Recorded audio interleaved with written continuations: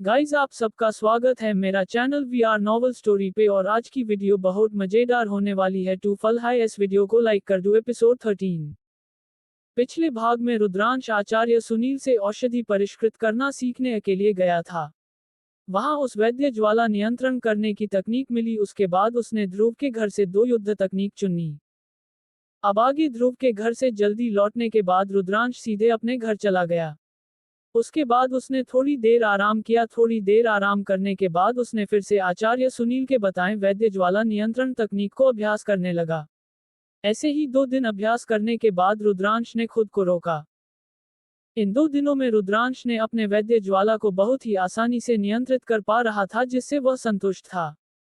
उसने खुद से ही बोला, मैंने अभी वैद्य ज्वाला को नियंत्रित करना सीख लिया है।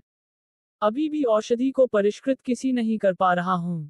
इसके बाद उसे याद आया कि नेत्र सम्राट ने उनकी आंखों को उनके शरीर से निकलने को बोला था, पर वहां पर कोई आंख ही नहीं था। फिर उसने सोचा, नेत्र सम्राट ऐसे ही तो कुछ गलत नहीं बोल सकते ना।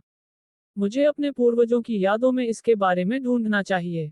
इसके बाद उसने अपनी पूर्वजों की यादों में इसके बारे में ढूंढना शुरू कर दिया, जिसके बाद उसे पता चला कि कई महान योद्धा अपने शरीर के महत्वपूर्ण अंग को अपने अंदरूनी शक्तियों से छुपा देते हैं, जिससे उनके अंगों का कोई गलत इस्तेमाल न कर सके।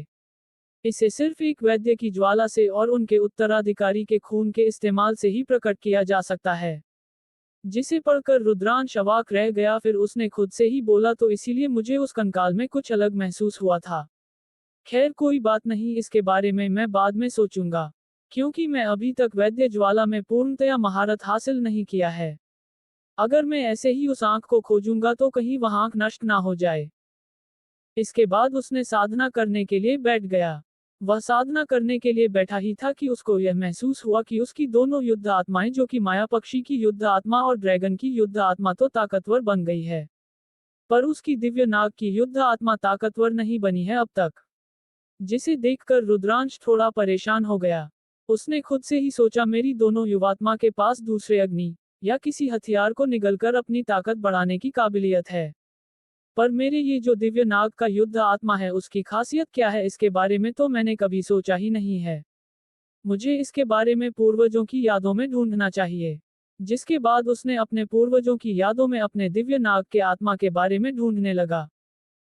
कुछ समय पूर्वजों की यादों में ढूंढने के बाद उसे पता चला कि यह जो दिव्य नाग का युद्ध आत्मा है, उसके पास समय की शक्ति है। इसका मतलब समय से जुड़ी किसी भी वस्तु से इस युद्ध आत्मा ताकतवर बनाया जा सकता है।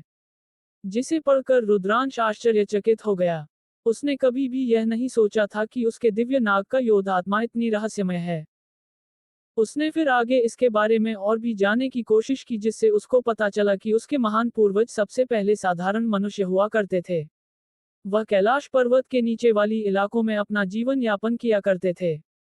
उसके पूर्वजों के अनुसार जब समुद्र मंथन हुआ था, तब नाराज बसुकी पर्वत के चारों तरफ लिपटकर मंथन में रस्सी का भूमिका निभाया था, जिस वजह से उनके शरीर में कुछ जगह पर चोटें भी आई थी, जिसकी वजह से वे जब कैलाश लौट रहे थे, तब रुद्रांश के पूर्वजों ने उनको यह आग्रह किया कि वे उनके साथ अपने गांवों में चलें और उनको अपनी सेवा करने का सौभाग्य प्रदान करें। उनकी इस बात पर नाराज बासुकी भी मान गए और उनके गांव में चले गए। वहां पर रुद्रांश के परिवार के सभी लोग उनकी सेवा में लग गए। इसके बाद नागराज बांसुरी ने उनको अपनी चोटों के इलाज करने के लिए कई औषधियों की जानकारी दिया और विद्या कला सिखाई, जिसकी वजह से रुद्रांश के पूर्वजों ने उनकी बताए अनुसार जड़ी बूटियां से औषधियां तैयार करके उनकी सेवा करने लगे। नागराज वासुकी ने अपनी चोटों का अलावा अन्य सभी रोगों के उपचार के बारे में उनको सिखाया। कुछ समय बाद नागराज बसुकी भी पूरी तरह स्वस्थ हो चुके थे। फिर वह दिन भी आ गया जब वो फिर से कैलाश पर्वत लौटने वाले थे, जिसे सुनकर रुद्रांश के सभी पूर्वज उदास हो गए। इसे देखकर नाराज बसुकी उन्हें समझाते हुए बोले, तुम सब उदास मत हो, मैं हमेशा तो तुम्हारे साथ नहीं रख सकता ना कभी तो मुझे वापस कैलाश पर लौटना ही है। पर मैं जाते जाते तुम्हें एक वरदान देता हूँ। आज से तुम्हारे वंशज मेरे यानी नागराज वासुकी के वंशज कहे जाएंगे, और मैं तुम्हें तथा तुम्हारे वंशजों के लिए मेरी कुछ शक्तियां विरासत में देता हूँ। आज के बाद से तुम्हारा यह वंश नागवंशी के नाम से प्रसिद्ध होगा। आज से तुम्हारे सारे वंशज मेरे शक्तिशाली रक्त धारण करेंगे। इतना कहकर नागराज बासुकी ने एक एक फुंकार मारा जिससे उनके मुंह से कुछ खून की बूंदें उन सभी लोगों के शरीर में लग गया।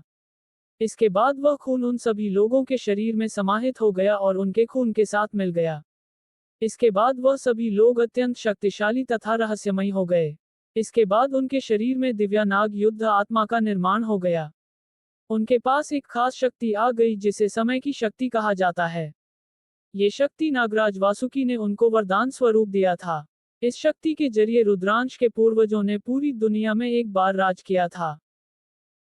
ये शक्ति बहुत ही ज्यादा रहस्यमयी शक्ति था और बहुत ही ज्यादा ताकतवर था। इस शक्ति में समय को नियंत्रित करने की शक्ति थी जिससे वह अपनी साधना को कहीं गुना तेजी से बढ़ा सकते थे, अपने विरोधियों के उम्र को नियंत्रित कर सकते थे, अपने आसपास के लोगों को ज्यादा तेजी से साधना करने की अनुमति दे सकते थे। ऐसे कई शक्तियां समय की शक्तियों में समाहित थी। इससे पता चलता है कि रुद्रांश के परिवार की शक्ति कितनी ज्यादा ताकतवर थी और रुद्रांश कितने बड़े परिवार का सदस्य था। रुद्रांश ने जब ये सब पढ़ तो उसकी आंखों में एक चमक सी आ गई। उसने अपने आप से ही बोला, क्या सच में मेरा परिवार इतनी ज्यादा ताकतवर और इतनी महान थी? और अगर इतनी महान थी तो उनका पतन कैसे हुआ? जहां तक मुझे पता है मेरी माँ हमेशा बोलती थी कि मेरे परिवार में अब मैं ही अकेला वंशज हूँ।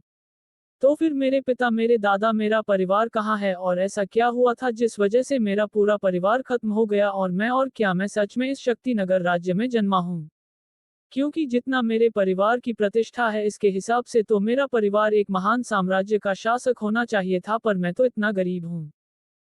मुझे लगता है इन सब के बारे में मुझे माँ से पूछना चाहिए। वह ये सब सोचकर बहुत ही ज्यादा परेशान हो रहा था। वो अभी जाकर अपनी माँ से इन सभी सवालों के जवाब जानना चाहता था, पर अभी उसकी माँ अपने घर पर नहीं थी, कहीं बाहर गई थी, जिस वजह से वो कुछ कर भी नहीं सकता था। फिर उसने अपने आप को शांत करते हुए बोला, कोई बात नहीं, घर में आ जाए फिर मैं उनको इस बारे में पूछूंगा। इसके बाद उसने अपने मन को शांत किया और फिर सोचने लगा, अगर मेरा परिवार नागराज वासुकी के रक्त से संबंधित शक्तियों का प्रयोग कर सकता है तो उनके पास कोई युद्ध तकनीकी भी होनी चाहिए जो कि मेरे दिव्य नाग याद आत्मा के शक्तियों के अनुसार उपयोगी होगी। इतना सोचकर रुद्रांश ने अपने पूर्वजों की यादों में युद्ध तकनीकों की खोज करने लगा, जिससे उसकी कुछ युद्ध तकनीकें मिली जो कि समय शक्ति से संबंधित था। अपने पूर्वजों की यादों में उसने कई प्रकार के समय संबंधित शक्तियों का युद्ध तकनीक देखी थी, जिनमें पहले स्तर से लेकर 7वें स्तर तक की युद्ध तकनीकें थी, यानी कि सबसे ताकतवर समय से संबंधित युद्ध तकनीकें थी, जिनको पढ़कर रुद्रांश अवाक रह गया। फिर उसने देखा कि उन सभी युद्ध तकनीकों में एक ऐसी युद्ध करनी थी जो कि किसी भी स्तर का नहीं था। जिज्ञासा बस रुद्रांश ने उस युद्ध तकनीक को खोला और उसने उस युद्ध तकनीक को पढ़ाना शुरू कर दिया।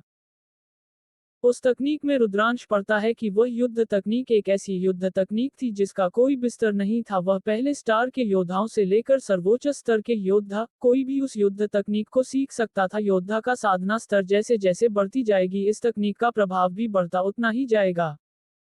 उस युद्ध तकनीक का नाम अपनी शक्तियों की विशेषताओं की वजह से समय का चिन्ह नाम रखा गया था। इस तकनीक का विशेषता ये था कि इसकी वजह से एक चिन्ह बनाया जाता था जो कि किसी भी वस्तु पर लगाया जाए तो इस चिन्ह की प्रभाव से उसके अंदर समय की शक्ति आ जाती थी और फिर वह वास्तु समय को तेज कर सकता था या फिर धीमा कर सकता था। इसका इस्तेमाल किसी भी हथियार, किसी भी योद्धा या फिर किसी भी वस्तु पर किया जा सकता था। अगर कोई इंसान इस चिन्ह को किसी भी योद्धा पर प्रयोग करे तो वह उस योद्धा के शरीर में समय की गति को नियंत्रित करके उसके शरीर को धीमा कर सकता था या फिर समय की शक्ति के जरिए तेज भी बना सकता था।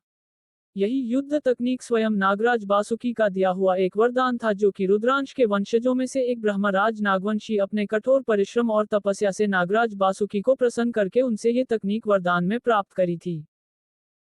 इस तकनीक को सीखना बहुत ही ज्यादा मुश्किल था क्योंकि यह तकनीक नागराज वासुकी के रक्त शक्ति का उपयोग करता था। नागराज वासुकी के रक्त शक्ति का उपयोग अगर कोई योद्धा ज्यादा बार करे तो उसके शरीर में उसकी वजह से बहुत ही जल्दी शक्ति कम हो जाती थी, जिस वजह से वो योद्धा कई बार घायल भी हो जाता था। इसको सीखने के लिए किसी भी इंसान के लिए पहली शर्त ये थी कि उस इंसान के पास नागराज वासुकी का दिव्य रक्त होना आवश्यक होता था। इसके बाद भी अगर वह इंसान नागराज वासुकी के शक्ति रक्त को अपनी साधना के जरिए ताकतवर नहीं बनाता तो ये तकनीक उसकी शरीर में से सभी शक्तियां सोख लेता, जिस वजह से उस योद्धा की मौत हो सकती थी। इस वजह से आज तक रुद्रांश के परिवार में केवल 3 ही योद्धा ऐसे हुए हैं जिन्होंने इस युद्ध तकनीक को सीखा है। इस युद्ध तकनीक में अपने दिव्यानाग की युद्ध आत्मा से नागराज वासुकी की रक्त शक्ति का उपयोग करके एक चिन्ह बनाया जाता है, जो कि इस युद्ध तकनीक की शक्तियों का उपयोग करने की अनुमति प्रदान करता है। अगर कोई योद्धा इस चिन्ह को बना लेता है, उसके बाद उस चिन्ह को किसी भी जगह पर लगाकर लगा सकता है। इसके बाद वो उस चिन्ह को कभी भी सक्रिय करके उसका उपयोग कर सकता है। इसमें सबसे ज्यादा परेशानी उस चिन्ह को बनाने में होती है, क्योंकि उस चिन्ह को बनाने के लिए बहुत ही ज्यादा शक्तियों की आवश्यकता पड़ती है। साथ ही साथ नागराज वासुकी के रक्त शक्तियों का भी उपयोग करने की वजह से उस योद्धा का 90% शक्ति उस चिन्ह को बनाने में लग जाता है। इसके बाद भी अगर उस शक्तियों को वो योद्धा नियंत्रित ना कर पाए तो उसके शरीर में शक्ति ऊर्जा का विस्फोट भी हो सकता है, जिस वजह से उस योद्धा की मृत्यु भी हो सकती है। रुद्रांश ने जब ये सब पढ़ा तो उसको आश्चर्य के साथ थोड़ा डर भी लगने लगा। आखिर कौन सा ऐसा योद्धा होगा जिसको पूर्ण योद्धा बने बिना मरने से डर नहीं लगता होगा। पर रुद्रांश ने उस तकनीक की विशेषताओं को पर भी ज्यादा ध्यान दिया, जिससे उसकी यह प्रेरणा मिलेगी अगर वो भविष्य में एक महान योद्धा बनना चाहता है तो उसको ऐसी परेशानियों का सामना करना तो पड़ेगा ही। अगर कोई योद्धा मृत्यु से डर जाए तो वह योद्धा कैसे बन सकता है। उसने खुद से ही सोच, अगर मेरा मन दृढ़ नहीं होगा तो मैं एक महान योद्धा कैसे बनूंगा। अभी तो मुझे ऐसा लगता है कि मौत हमारे परिवार के बारे में कुछ छुपा रही है, और इसकी वजह से मुझे भी हमारे परिवार के बारे में सब कुछ जानना पड़ेगा, और इसके लिए मुझे शक्तियों के उसे मकान तक पहुंचाना पड़ेगा जहां से कोई भी होता मुझे छू भी ना पाए। और मुझे पता है कि मौ भी यही चाहती है। जब तक मैं पर्याप्त ताकतवर नहीं हो जाता मुझे मेरी मौ अपने परिवार के बारे में, अपने पिता के बारे में नहीं बताएगी। इतना सोचते ही रुद्रांश के आंखों में एक दृढ़ता का भाव आ गया, और फिर उसने उस तकनीक को खोला और उसको पढ़ने लगा। उसने उस तकनीक को पूरी तरह पढ़कर आत्मसात कर लिया। इसके बाद उसने उस तकनीक को अभ्यास करना शुरू कर दिया। जब उसने उस तकनीक का अभ्यास करना शुरू कर दिया तो उसके रक्त में कुछ हलचल होने शुरू हो गए, जिससे उसको ऐसा महसूस हुआ कि उसके शरीर में बहुत ही ज्यादा शक्तियों का प्रवाह बढ़ गया है, जिसे महसूस कर रुद्रांश को थोड़ा डर भी लगने लगा, क्योंकि इतनी ज्यादा शक्तियों का प्रवाह किसी भी योद्धा को जख्मी कर सकती है। कुछ समय ऐसे ही उस तकनीक का अभ्यास करने की वजह से रुद्रांश के शरीर में शक्तियों की ऐसी ताकतवर लहर निकली जिसे वह दर्द से कराहने लगा। कुछ समय ऐसे ही दर्द सहने के बाद वह थोड़ी देर रुककर आराम करने लगा, जिससे धीरे धीरे उसके शरीर में बढ़ता शक्ति ऊर्जा कम होने लगी। कुछ समय बाद रुद्रांश को अपने शरीर के दर्द में थोड़ा राहत महसूस होता है, जिस वजह से वो एक लंबी सांस लेता है और खुद से बोलता है, ये तकनीक तो बहुत ही ज्यादा खतरनाक तकनीक है, इसे कोई भी योद्धा कैसे इस्तेमाल कर सकता है। इस तकनीक को सीखने के लिए तो किसी भी योद्धा के शरीर में अनंत ऊर्जा का होना आवश्यक होता होगा। इसकी वजह से मेरे शरीर के खून में बहुत ही ज्यादा शक्तियां आसपास से अवशोषित होते हुए मेरे शरीर में भर गई थी, जिस वजह से मेरे शरीर में विस्फोट भी हो सकता था। वह तो अच्छा था कि मेरा शरीर थोड़ा ताकतवर है, नहीं तो अब तक मेरा शरीर चिथड़ों में बदल जाता। दरअसल उस लोकेट की वजह से जब रुद्रांश के शरीर में ड्रैगन और माया पक्षी के हड्डियां समाहित हुई तो रुद्रांश का शरीर भी मजबूत बन गया था। ये सिर्फ रुद्रांश ही जानता था। इसके कुछ समय बाद रुद्रांश में फिर से उस युद्ध तकनीक को अभ्यास करना शुरू कर दिया। इसके बाद फिर से उसके रक्त में शक्तियां भरने लगी, जिससे रुद्रांश को बहुत ही ज्यादा दर्द महसूस होने लगा। उसके बाद उसने अपनी हाथों की उंगलियों को हवा में लहराते हुए एक चिन्ह बनाने की कोशिश करने लगा।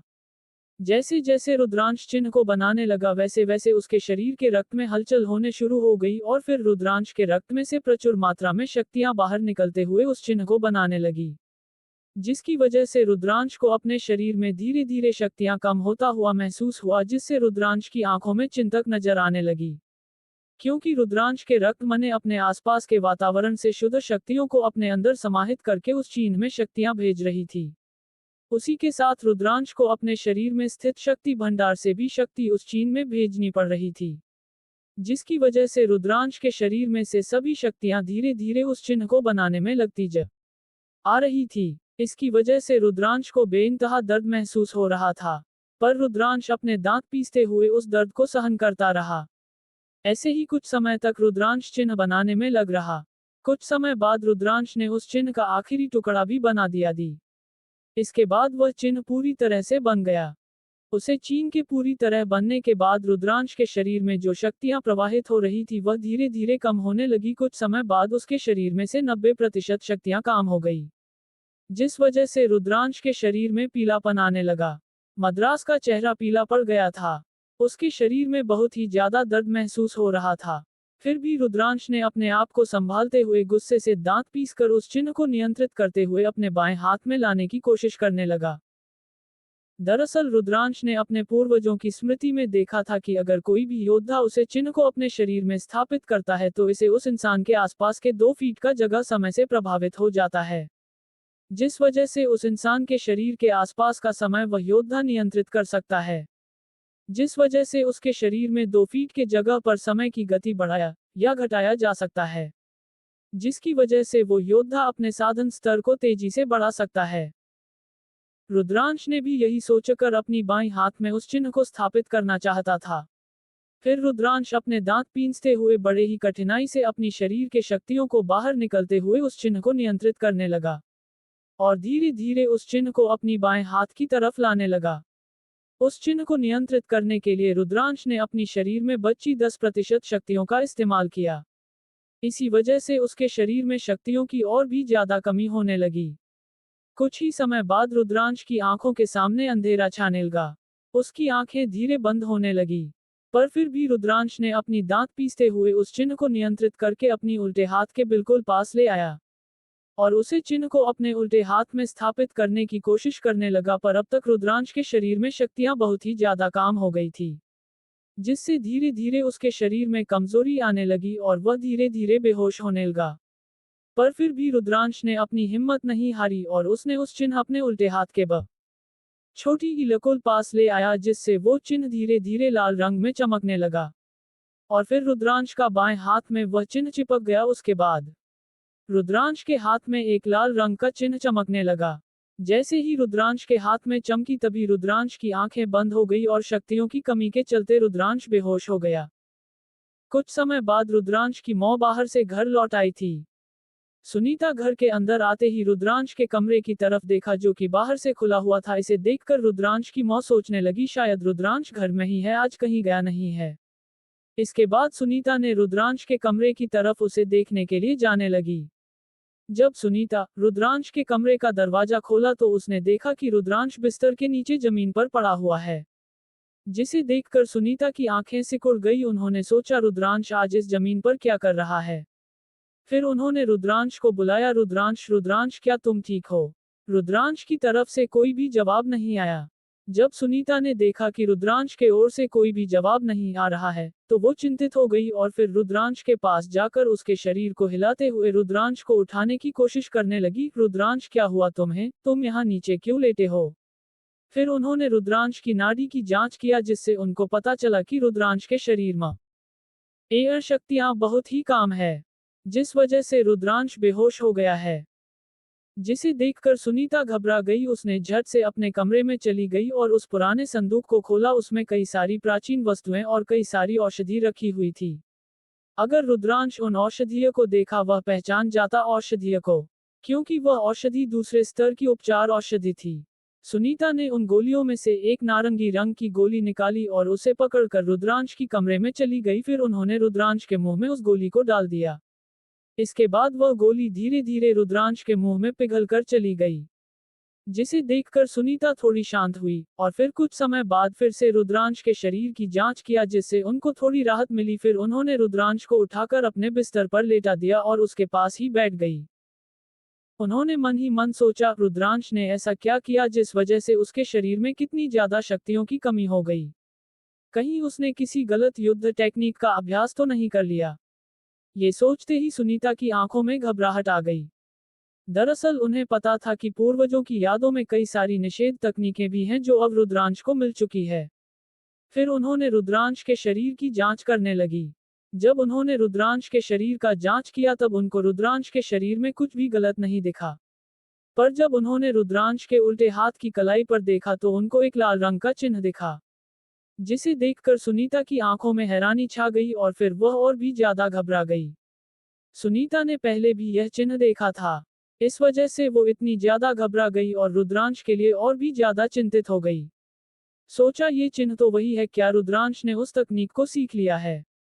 पर ये तकनीक बहुत ही ज्यादा खतरनाक है, कहीं रुद्रांश को कुछ हो ना जाए, ये सोचकर सुनीता ने फिर से रुद्रांश के शरीर की जांच करने लगी। जिसके बाद उनको एक राहत सी महसूस हुई, क्योंकि रुद्रांश के शरीर में शक्तियों की कमी के अलावा कोई भी नुकसान नहीं हुआ था। जिसे देखकर सुनीता थोड़ी शांत हो गई।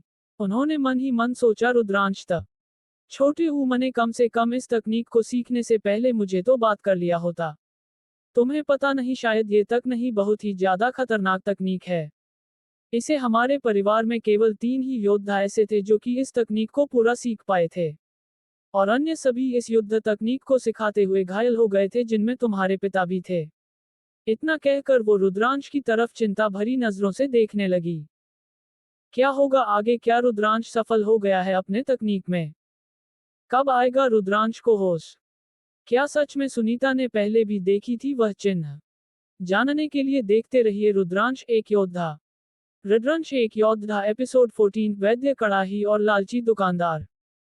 पिछले भाग में रुद्रांश ने पूर्वजों की यादों से अपने दिव्यानाग युद्ध आत्मा के बारे में जाना, फिर उसने समय का चिन्ह युद्ध तकनीक का अभ्यास करना शुरू कर दिया, जिससे उसके शरीर में शक्तियों की कमी हो गई, जिस वजह से वह बेहोश हो गया। अब आगे अगले दिन सुबह रुद्रांश धीरे धीरे अपनी आंखें खोली, जिसके बाद उसे अपने शरीर में बहुत ही तेज दर्द महसूस हुआ। उसने अपने शक्ति से अपने शरीर के अंदर झांका तो उसकी शक्ति मार्ग बहुत ही ज्यादा कमजोर लग रहा था। अत्यधिक ऊर्जा शक्ति प्रवाहित होने की वजह से उसकी शक्ति मार्ग थोड़ा क्षतिग्रस्त हो गया था, जिसे देखकर वह चिंतित हो गया। पर फिर उसने अपने कमरे की चारों तरफ देखा तो उसने देखा कि उसकी मां सुनीता उसके बिस्तर के पास बैठी बैठी ही सो गई थी, और वह खुद बिस्तर पर सोया हुआ था। जिसे देखकर रुद्रांश को कल की बात याद आई। इसे याद करके उसने अपने कलाई पर देखा तो उसे वहां पर एक चिन्ह नजर आया, जिसे देखकर रुद्रांश खुश हो गया। उसने खुद से ही बोला, लगता है मैं कामयाब हो गया। इसके बाद उसने अपनी मां की तरफ देखा और बिस्तर से उठकर बैठ गया। रुद्रांश के उठते ही सुनीता, जो कि उसके बगल में ही बैठी हुई थी, उसकी भी आंखें खुल गई। फिर उन्होंने रुद्रांश की तरफ देखते हुए बोली, रुद्रांश क्या तुम ठीक हो? इधर रुद्रांश ने भी अपना सर हाँ में हिला दिया। इसे देखकर सुनीता थोड़ा गुस्सा होते हुए बोली, रुद्रांश क्या तुमने समय के चिन्ह युद्ध तकनीक सीखने की कोशिश कर रहे हो? इस पर रुद्रांश को कोई भी हैरानी नहीं हुई, क्योंकि वह जानता था कि उसकी मां इस युद्ध तकनीक के बारे में पहले से जानती होगी। रुद्रांश थोड़ा गंभीर होते हुए अपना सर हाँ में हिला दिया। दरअसल उसे पता था कि अगर वो अपनी मां से इस बारे में बात करता और उस तकनीक को सीखने की इजाजत मांगता तो उसकी मां कभी भी उस तकनीक को सीखने के लिए नहीं कहती, क्योंकि वह तकनीक है ही इतनी ज्यादा खतरनाक। इधर सुनीता ने जब रुद्रांश को अपना सर हिलाते हुए देखा तो उसने थोड़ा गुस्सा करते हुए बोली, रुद्रांश अगर तुम ये तकनीक सीखना चाहते थे तो एक बार मुझसे तो बात कर लिया होता। पता है ये तकनीक कितनी ज्यादा खतरनाक है, और तुम्हें कुछ हो जाता तो। जिस पर रुद्रांश अपनी मां की तरफ देखते हुए बोला, मुझे माफ कर दो मां, दरअसल मैं इस तकनीक को एक बार आजमाना चाहता था, पर अगर आप कहती हैं तो मैं ये तकनीक इस्तेमाल नहीं करूंगा। जिसे सुनकर सुनीता थोड़ी साथ हुई। फिर उसने रुद्रांश की तरफ देखते हुए उससे पूछा, एक बात बताओ, क्या तुमने उस तकनीक से चिन्ह को पूरी तरह बना लिया है? जिस पर रुद्रांश अपना सर हाँ में हिलाते हुए बोला, हाँ मैंने बना लिया है, और फिर उसने अपने उल्टे हाथ अपनी मां को दिखा दिया। जिसे देखकर सुनीता भी उस चिन्ह को ध्यान से देखने लगी। फिर रुद्रांश से बोली, क्या तुम्हारा यह निशान काम कर रहा है? जिस पर रुद्रांश बोला, पता नहीं मां, मैं अभी तक इसका इस्तेमाल नहीं किया है। जिसे सुनकर रुद्रांश की मां रुद्रांश से बोली, तो चलो इसका इस्तेमाल करके दिखाओ। इस पर रुद्रांश ने अपना सर हिलाते हुए अपने शरीर की आत्मशक्ति को उस चिन्ह पर प्रसारित करने की कोशिश करने लगा, जिससे उसको थोड़ा दर्द महसूस हुआ, क्योंकि उसकी शक्ति मार्ग थोड़ा क्षतिग्रस्त हो गया है। फिर उसने अपनी मां से बोला, मां इस चिन्ह को बनाते समय मेरे शक्ति मार्ग में बहुत ही ज्यादा ऊर्जा प्रवाहित हुई थी, इस वजह से शक्ति मार्ग थोड़ा क्षतिग्रस्त हो गया है, इसलिए मुझे दर्द हो रहा है। जिसे सुनकर सुनीता भी थोड़ी चिंतित हो गई। फिर उन्होंने रुद्रांश की हाथ की कलाई को छूते हुए उसके शरीर की जांच करने लगी, जिससे उनको पता चला कि रुद्रांश के शक्ति मार्ग जगह जगह पर क्षतिग्रस्त हो गई है। जिसे देखकर वो रुद्रांश से बोली, ठीक है, अब तुम आराम करो, मैं थोड़ी देर में आती हूँ। इतना कहकर वो फिर से अपने कमरे की तरफ चली गई। उन्होंने मन ही मन सोचा, ऐसा तो होना ही था। महाराज ने भी जब इस तकनीक को सीखने की कोशिश करी थी तब उनका भी शक्ति मार्ग क्षतिग्रस्त हो गया था। फिर वो अपने कमरे में जाकर उस संदूक में से एक सफेद गोली उठाते हुए बोली, ये तो अच्छा हुआ कि मैंने इस अमृत गोली को बचा कर रखा था। ये गोली शायद रुद्रांश की शक्ति मार्ग को सही कर सकती है। आशा करती हूँ कि उसकी शक्ति मार्ग बहुत ज्यादा क्षतिग्रस्त ना हो, वरना ये गोली भी उसके कोई काम नहीं आएगा। इतना सोचकर को उस गोली को लेते हुए रुद्रांश के कमरे में आ गई। फिर उस गोली को रुद्रांश को देते हुए बोली, रुद्रांश तुम ये गोली खा लो। ऐसा कहते हुए वह उस गोली को रुद्रांश की तरफ आगे बढ़ा दिया।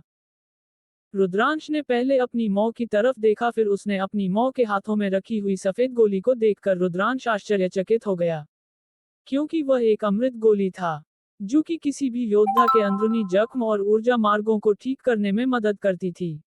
अमृत गोली किसी योद्धा के क्षतिग्रस्त शक्ति मार्ग को ठीक करने में मदद करती है, क्योंकि योद्धाओं के लिए उनके शरीर में शक्ति मार्ग सबसे महत्वपूर्ण होती है।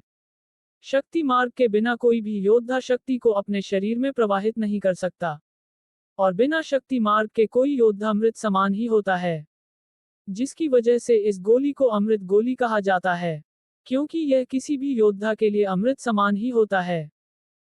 यह एक तीसरे स्तर की औषधि होता है, जो कि शक्ति नगर राज्य जहां पर तीसरे स्तर के कुछ गिने चुने ही वैद्य हैं।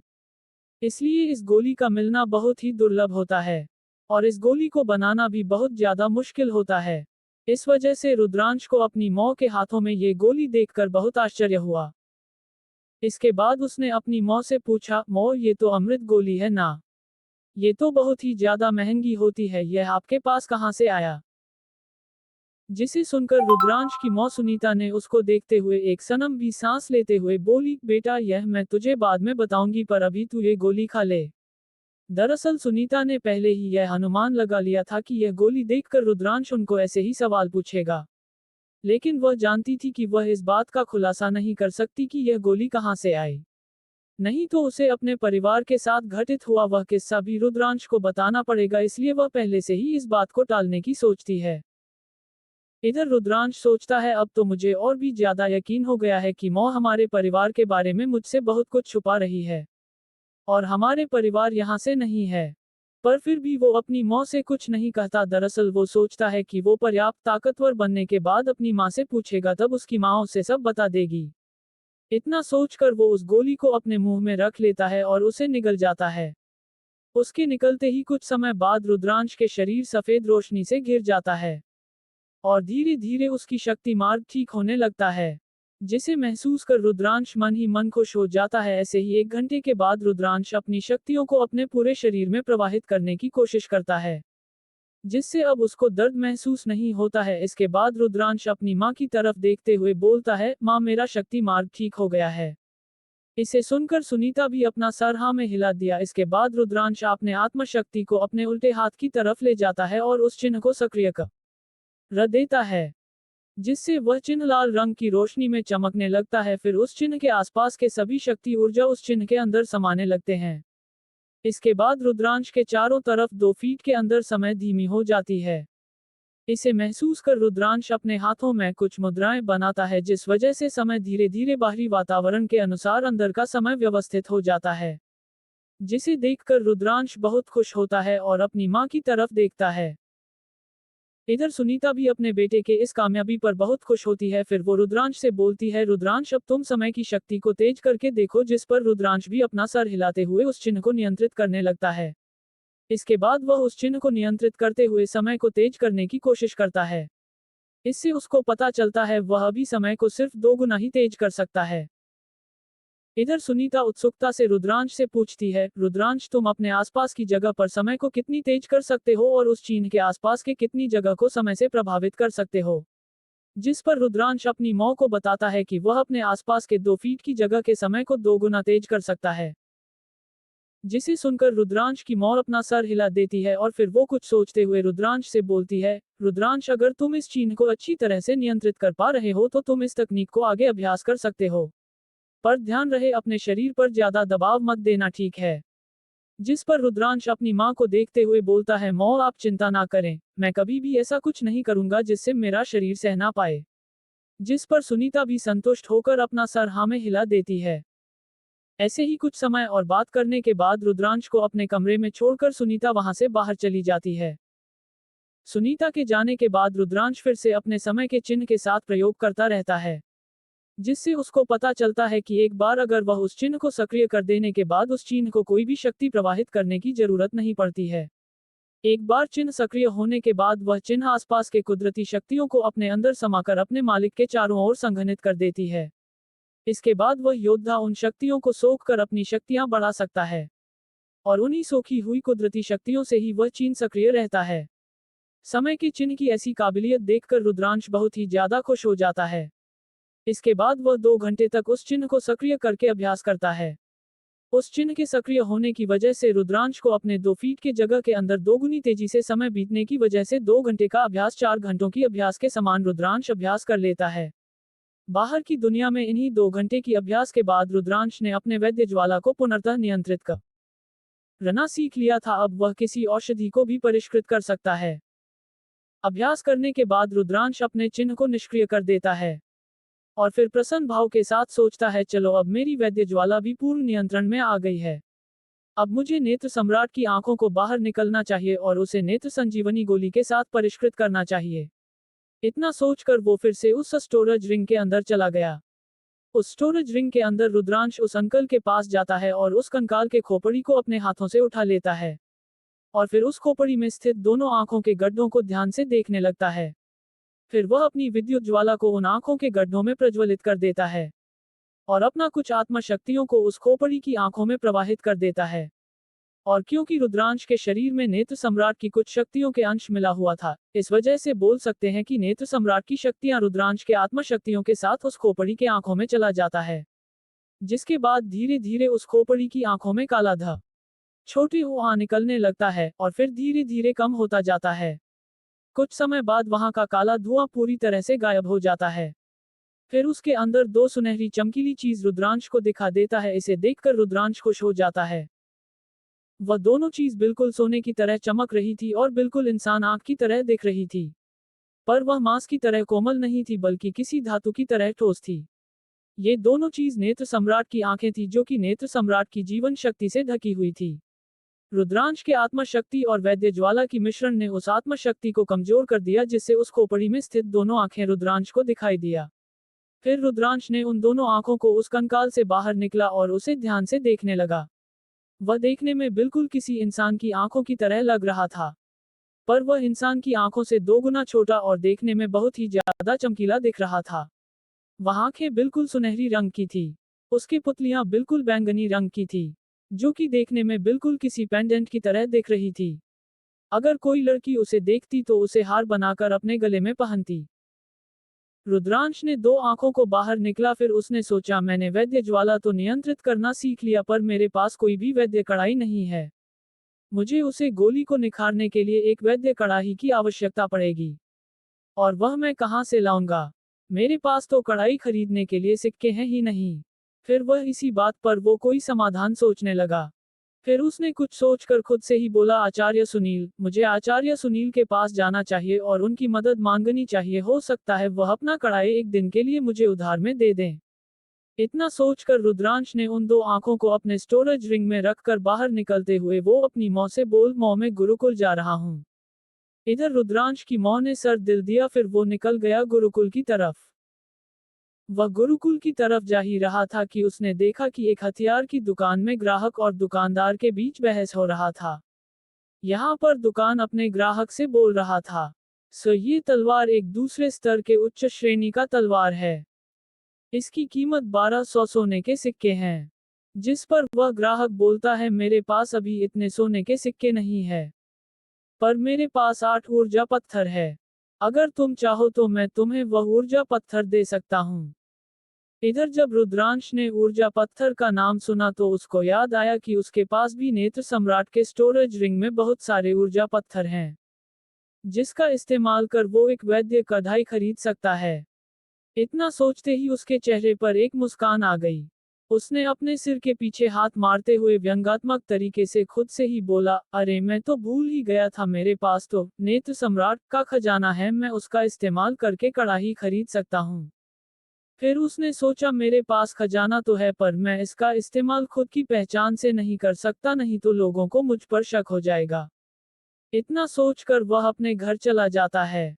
वह अपने घर से एक काले रंग का चादर निकलता है। उस चादर को वह अपने चारों तरफ लपेटकर अपने आप को उस चादर से ढक लेता है। इसके बाद वह एक दुकान की तरफ जाने लगता है।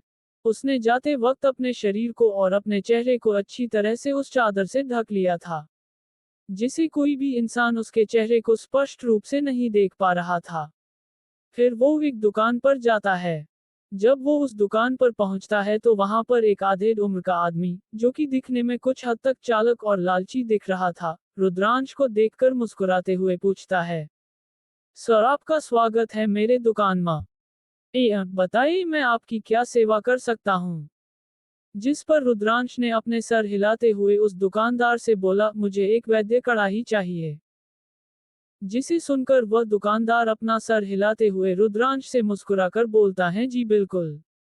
फिर वह पीछे से कुछ 4-5 कड़ाही बाहर निकालकर रुद्रांश के सामने रख देता है और उन कड़ाही के बारे में बताने लगता है। उसने 5 कड़ाही अपने सामने रख दी थी, जिनमें से सभी के सभी दूसरे स्तर की कड़ाही थी। रुद्रांश ने उन 5 कड़ाही को गौर से देखा, फिर उन कड़ाही में से एक लाल रंग की कड़ाही को छूते हुए दुकानदार से पूछा, ये कड़ाही की कीमत कितनी है। दरअसल रुद्रांश को कड़ाही का रंग देखकर उसे पता चल गया था कि वह कड़ाही एक लाल लोहे से बनी कड़ाही थी, जो कि किसी भी वैद्य के लिए बहुत ही उपयोगी कड़ाही थी। इस धातु से बनी कड़ाही बहुत ही जल्द गर्म हो जाती थी और इसमें गोली बनाना बहुत आसान होता था। इस वजह से वह इस कड़ाही को खरीदना चाहता था। इधर रुद्रांश की बात सुनकर दुकानदार की आंखों में एक चमक सी आ गई। उसने रुद्रांश की तरफ देखकर मुस्कुराते हुए बोला, आपकी नजर बहुत ही तेज है सर। ये लाल लोहे से बनी कड़ाही है, वैद्य इस कड़ाही को बहुत ही ज्यादा पसंद करते हैं। और यह किस वैद्य के लिए बहुत ही ज्यादा उपयोगी है। और यह कड़ाही पूरे शक्तिनगर राज्य में सिर्फ 2 ही है। इस कड़ाही की कीमत थोड़ा ज्यादा ही है, पर मैं आपको ये कड़ाही 5000 सोने के सिक्कों में दे दूंगा। 5000 सोने के सिक्के सुनकर रुद्रांश को एक झटका लगा। वह सोचने लगा, इस कड़ाही की इतनी कीमत कैसे हो सकती है। पर क्योंकि उसको ये खरीदने की जल्दी थी और उसके पास खजाना भी था, तो इसलिए उसने ज्यादा नहीं सोचा और फिर उस दुकानदार से बोल, मेरे पास एक उच्च श्रेणी का ऊर्जा पत्थर है, क्या इसकी कीमत इस कड़ाही की कीमत जीतनी होगी। जिसे सुनकर दुकानदार की आंखों में चमक सी आ गई, पर उसने रुद्रांश से अपनी लालच को छुपाते हुए बोला, ठीक है, पर अगर आपके पास कोई उच्च श्रेणी का ऊर्जा पत्थर हुआ तो ये कड़ाही आपकी। उसकी बात सुनकर रुद्रांश ने अपनी कलाई को झटका और एक उच्च श्रेणी का ऊर्जा पत्थर उसके हाथ में आ गया, जिसे उसने दुकानदार की तरफ बढ़ा दिया। जब उस दुकानदार ने रुद्रांश के हाथ में ऊर्जा पत्थर देखा तो उसके मन में लालच बढ़ गया, क्योंकि वह सच में एक उच्च श्रेणी का ऊर्जा पत्थर था, जो कि उस कड़ाई की कीमत से ज्यादा ही था। उसने जब रुद्रांश के हाथ में अचानक से एक ऊर्जा पत्थर देखा तो वह समझ गया कि रुद्रांश के पास एक स्टोरेज रिंग है। फिर उसने रुद्रांश की हाथ की तरफ देखा, जहां पर एक स्टोरेज रिंग रुद्रांश की उंगली में था, जिसे देखकर उसने मन ही मन सोचने लगता है, ये बहुत ही ज्यादा अमीर है। फिर उसने सोचा, इसके पास एक उच्च श्रेणी का ऊर्जा पत्थर है, तो इसके पास और भी कई ऊर्जा पत्थर होगा। इसको कड़ाही बचने के बाद इसका पीछा करूंगा और फिर इससे सारी ऊर्जा पत्थर लूट लूंगा। और वैसे भी मुझे लगता है, इसको इस पत्थर की असली कीमत पता नहीं है, नहीं तो ये लड़का कभी भी खुलेआम इस पत्थर को नहीं दिखता। इतना सोचकर दुकानदार ने रुद्रांश की तरफ देखकर मुस्कुराते हुए एक चालाक लहजे में बोला, यंग मास्टर, वैसे तो यह ऊर्जा पत्थर कड़ाही की कीमत जितनी नहीं है, पर आपके लिए मैं इस कड़ाही को आपको इस ऊर्जा पत्थर के बदले में दे दूंगा। इतना कहकर उसने रुद्रांश को वह कड़ाही दे दिया। इधर रुद्रांश भी उस ऊर्जा पत्थर की असली कीमत नहीं जाता था, इसलिए उसने भी अपना सर हिला दिया और उस दुकानदार से उस कड़ाही को लेकर अपने घर की तरफ चल दिया। इधर जब उस दुकानदार ने रुद्रांश को जाते हुए देखा तो उसने अपनी दुकान बंद करते हुए अपने घर के अंदर चला गया और वहां से एक चोरों के जैसा कपड़ा पहनकर रुद्रांश का पीछा करने लगा। इधर रुद्रांश भी अपने ही धुन में अपने घर की तरफ चला जा रहा था। वह कुछ ही दूर चला था कि उसकी छठी इंद्री से किसी को उसका पीछा करता हुआ महसूस हुआ। इसके बाद उसने अपनी आत्मीय ऊर्जा को प्रसारित किया, जिससे उसको पता चल गया कि कोई एक चोरों जैसे कपड़े पहने इंसान उसका पीछा कर रहा है, जिसे देखकर उसने अपनी आत्मा ऊर्जा से उस इंसान के साधना स्तर जानने की कोशिश करने लगा, जिससे उसको पता चला कि वह इंसान साधारण मनुष्य स्तर के 8वें पड़ाव का इंसान है। इतना समझ में आते ही रुद्रांश बिल्कुल तनाव मुक्त हो गया और फिर उसने अपने घर की तरफ जाने की बजाय एक सुनसान गली की तरफ चलने लगा। कुछ ही देर चलने के बाद रुद्रांश एक घंटा जैसी घर के पास पहुंचा, जहां पर कोई भी आता जाता नहीं था, वहां पर कोई भी इंसान नहीं था, चारों तरफ सन्नाटा था। इसके बाद उसने वहां पर रुककर पीछे मुड़ा और तेज आवाज में बोला, मेरा पीछा करना बंद करो और मेरे सामने आओ। इसे सुनकर दुकानदार आश्चर्यचकित हो गया, क्योंकि कभी भी किसी इंसान को पीछा करते हुए उसको कोई भी पकड़ नहीं पाया था आज तक। दरअसल रुद्रांश को ये ताकत ड्रैगन युद्ध आत्मा के मिलने की वजह से हुआ था। ड्रैगन युद्ध आत्मा के उसके शरीर में विलय होने की वजह से उसके शरीर में कुछ परिवर्तन हुए थे, जिससे उसका शरीर मजबूत होने के साथ साथ खतरों को भांपने की शक्ति भी प्रदान करती थी। और उसने एक गुप्त विधि का प्रयोग करके उस इंसान का साधना स्तर देखने में सक्षम हुआ था, जो कि उसके पूर्वजों के स्मृति में उसे मिला था। इधर जब उस इंसान ने देखा कि वो पकड़ा गया है, तो वह बिना छिपे रुद्रांश के सामने आ गया और उसने आश्चर्यचकित होकर रुद्रांश से बोला, तुमने मुझे कैसे ढूंढा? आज तक कोई भी मुझे किसी का पीछा करते हुए ढूंढ नहीं पाया था। जिस पर रुद्रांश ने बोला, ये सब छोड़ो, तुम मेरा पीछा क्यों कर रहे थे, ये बताओ। जिस पर वह इंसान एक शैतानी हंसी हंसते हुए बोला, सुन लड़के, मैंने देखा था जब दुकानदार से तुम वो कड़ाही खरीद रहे थे, तो तुम्हारे पास एक उच्च श्रेणी का ऊर्जा पत्थर था, इसलिए जाहिर सी बात है तुम्हारे पास और भी ऊर्जा पत्थर होंगे, तो तुम्हारे पास जितने भी मूल्यवान वस्तु है वह मुझे दे दो और मैं तुम्हें ऐसे ही सलामत जाने दूंगा। तो क्या होगा आगे? रुद्रांश एक योद्धा एपिसोड 15 दुकानदार की मौत और नेत्र संजीवनी गोली।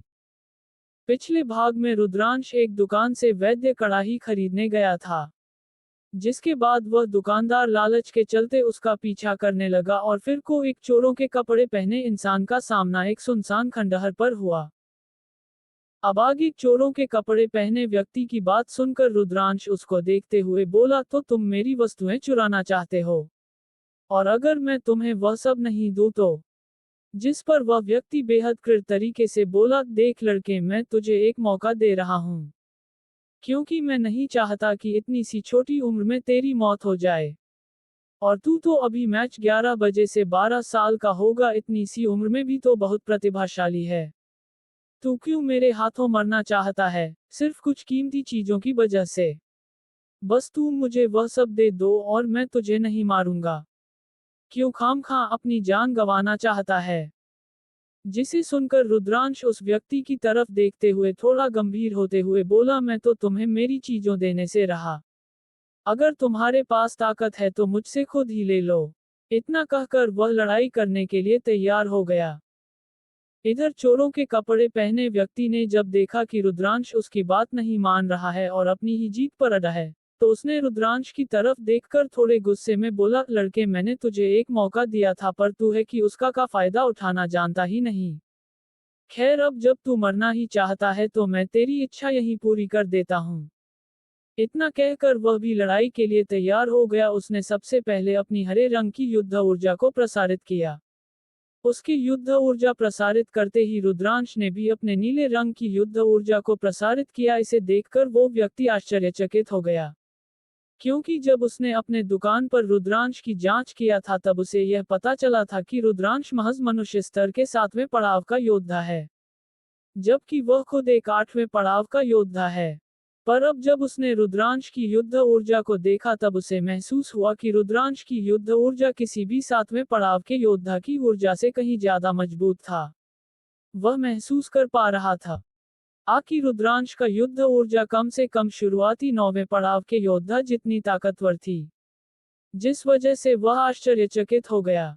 इसके बाद उसने अपने आप को संभाला, पर फिर भी उसको थोड़ा डर तो लग ही रहा था। फिर उसने खुद को संभालते हुए रुद्राक्ष की तरफ देखकर थोड़ी डर के साथ पूछा, लड़के, कौन हो तुम और तुम्हारा युद्ध स्तर क्या है? दरअसल रुद्रांश के ऊर्जा को देखकर उसको ऐसा लग रहा था कि जरूर रुद्रांश किसी बड़े परिवार का सदस्य है, और उसकी ऊर्जा स्तर भी जितना उसने अनुमान लगाया था उससे ज्यादा है। अगर ऐसा होता तो रुद्रांश के परिवार के सभी लोग उस व्यक्ति को कभी भी नहीं छोड़ते, इसलिए उसने रुद्रांश से उसके बारे में पूछा। जब रुद्रांश ने उस इंसान की बात सुनी तो वह थोड़ा आश्चर्यचकित हो गया। जो इंसान अब तक उससे लड़ने के लिए मचल रहा था, वह अगर उससे उसके बारे में जानना चाहता है तो कोई भी योद्धा आश्चर्यचकित जरूर होगा।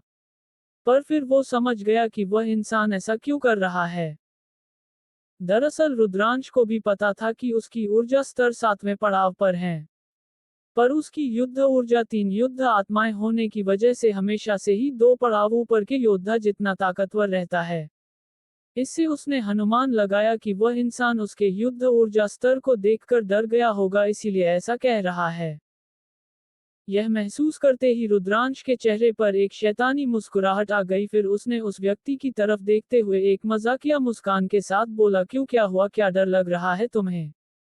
और वैसे भी तुम मेरे बारे में जानकर क्या करोगे? क्योंकि अभी कुछ ही समय बाद तो तुम मरने वाले हो। और अगर तुम्हें इतना ही डर लग रहा है फिर भी तुम मुझसे लड़ना चाहते हो तो तुमसे बड़ा मूर्ख इस दुनिया में कोई नहीं है। जब उस चोरों के कपड़े पहने व्यक्ति ने रुद्रांश की बातें सुनी तब उसको गुस्सा आ गया।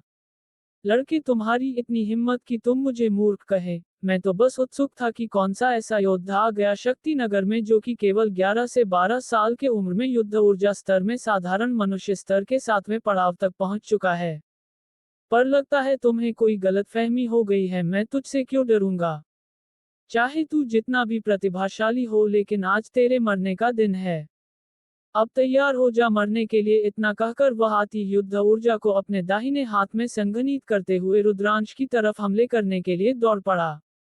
फिर रुद्रांश के पास आकर उसने एक मुक्का रुद्रांश की तरफ बढ़ा दिया, जिसे देखकर रुद्रांश ने अपने हाथों में बैंगनी ऊर्जा को सम्मानित करते हुए उसे मुक्के को रोक दिया, जिसे देखकर वह आदमी आश्चर्यचकित हो गया। पर फिर उसने अपने आप को संभालते हुए और भी ज्यादा शक्तियों का प्रयोग करते हुए मुक्कों की बरसात कर दी, जिसे देखकर अपनी गति का इस्तेमाल कर रते हुए उन सभी हमलों से बचाव करता रहा। रुद्रांश ने उन मुक्कों से बचते हुए अपनी दाहिनी हाथ में बैंगनी ऊर्जा को थोड़ा संघनित करते हुए एक जोरदार मुक्का उसे आदमी के सीने की तरफ बढ़ा दिया।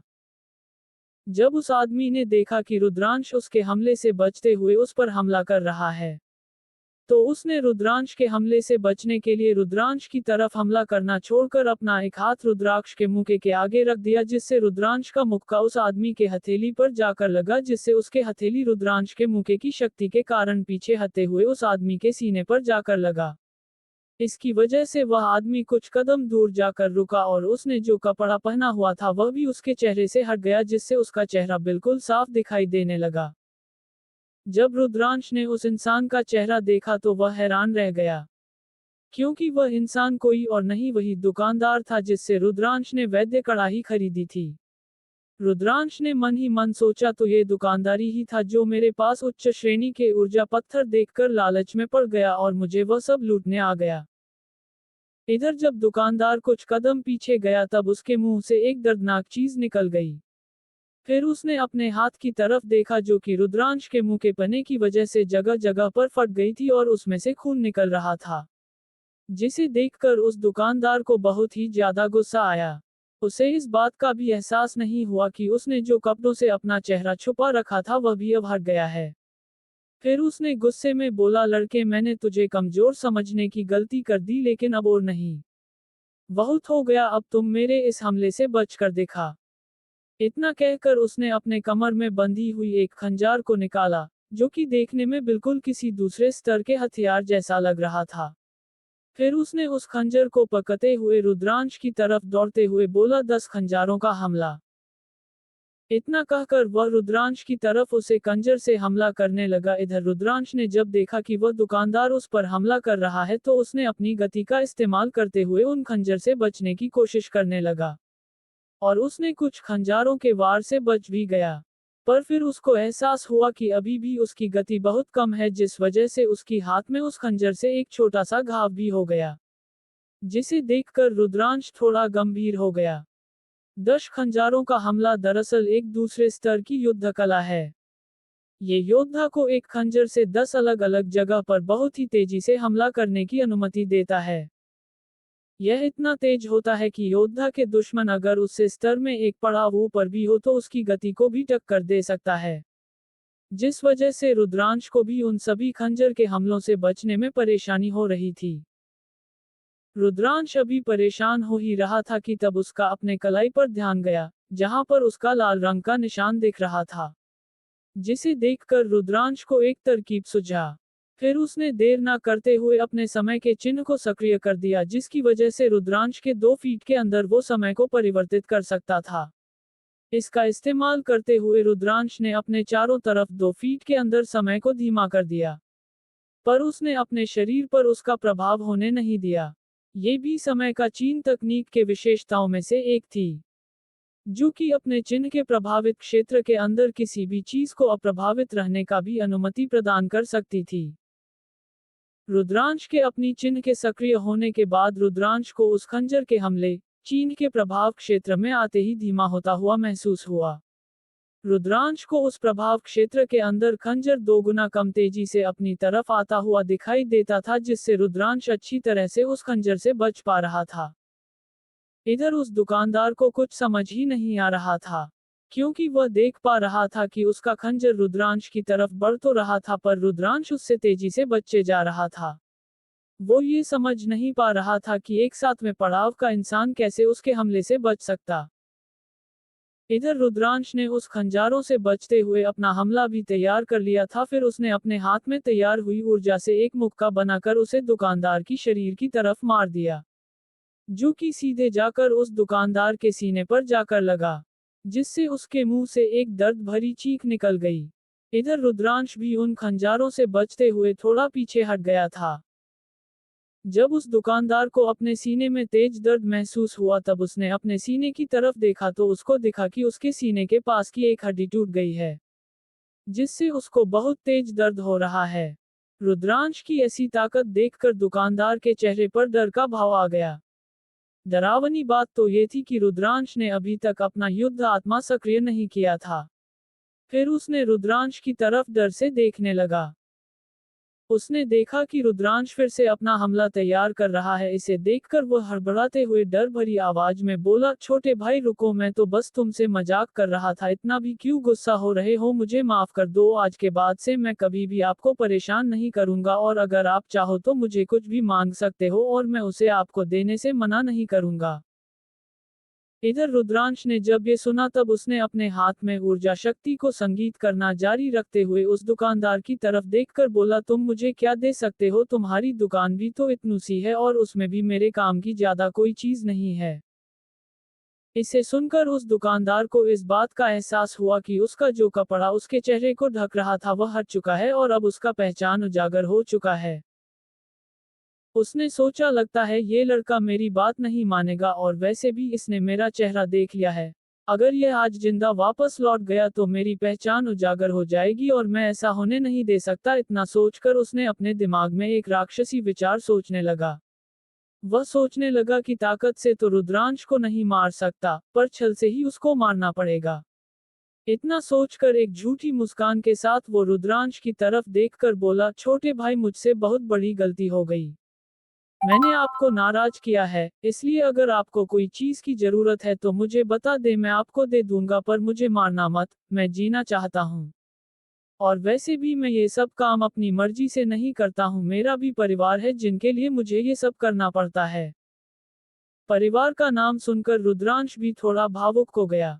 उसको पता था कि परिवार एक इंसान के लिए कितना जरूरी होता है। उसका भी उसकी माँ के अलावा कोई नहीं था और वह भी अपनी माँ के लिए वह सब कुछ करना चाहता था जिससे उनको खुशी मिले।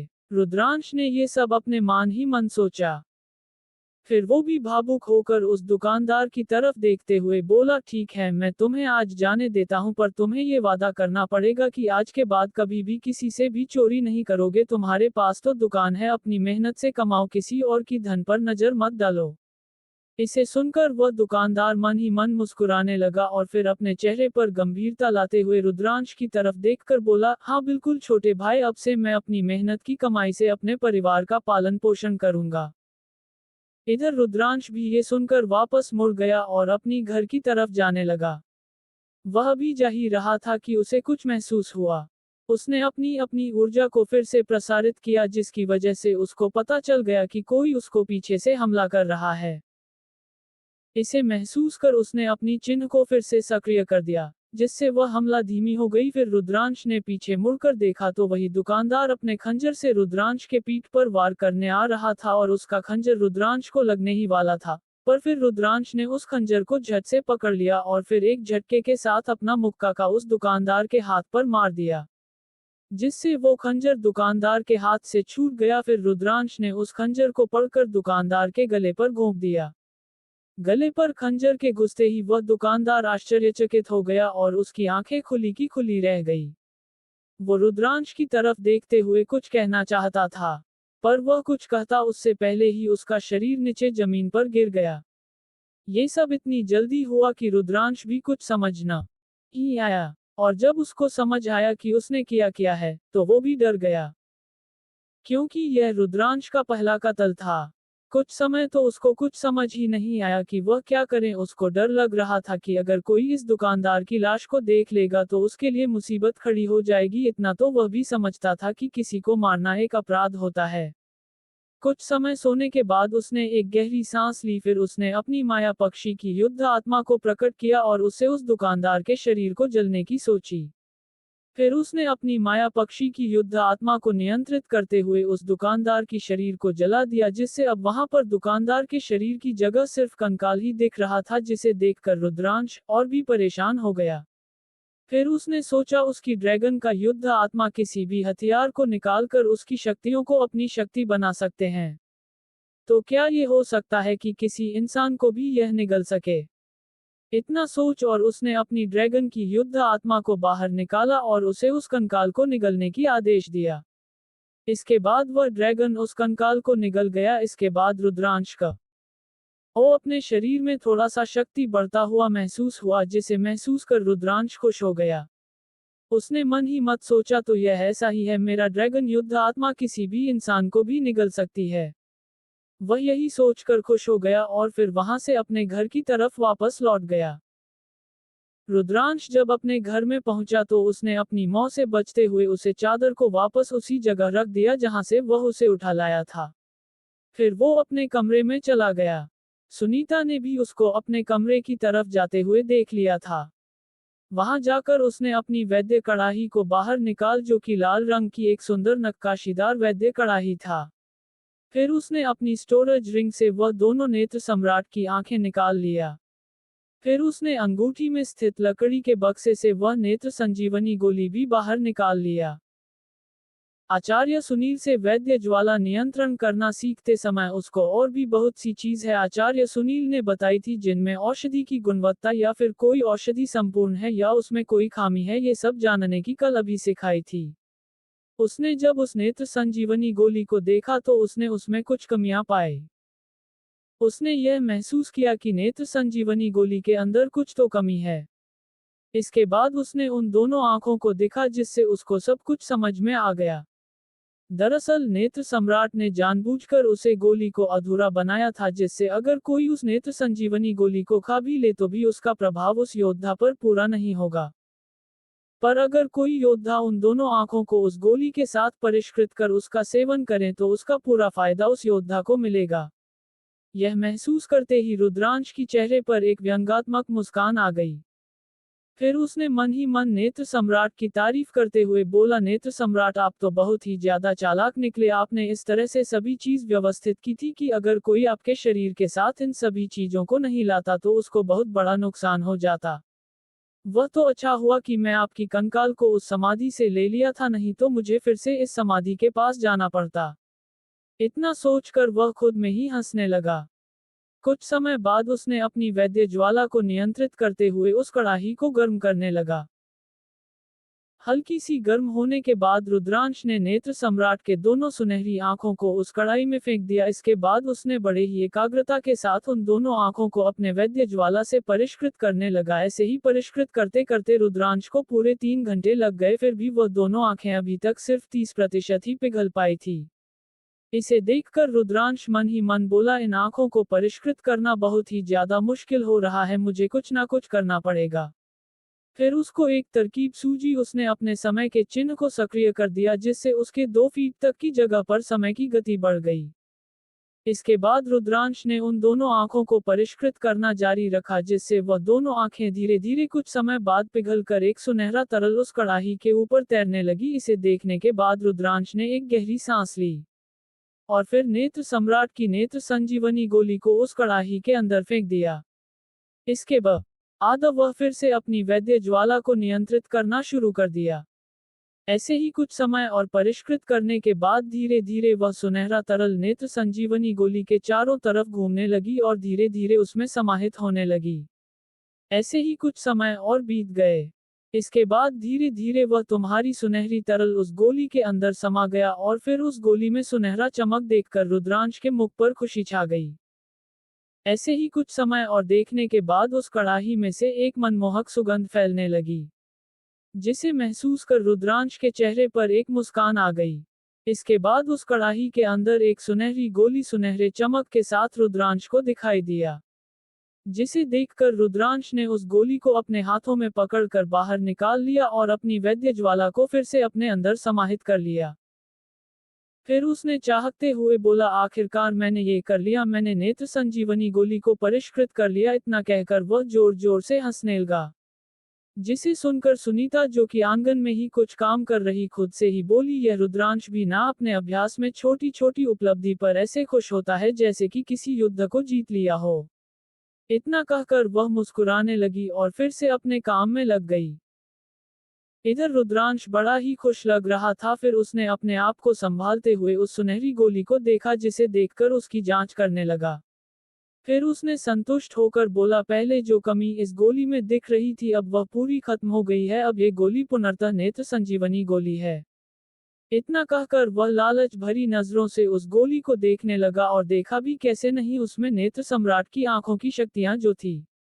फिर उसने एक भी पाल न गवाते हुए उस गोली को अपने मुंह में भर लिया और फिर साधना करने लगा।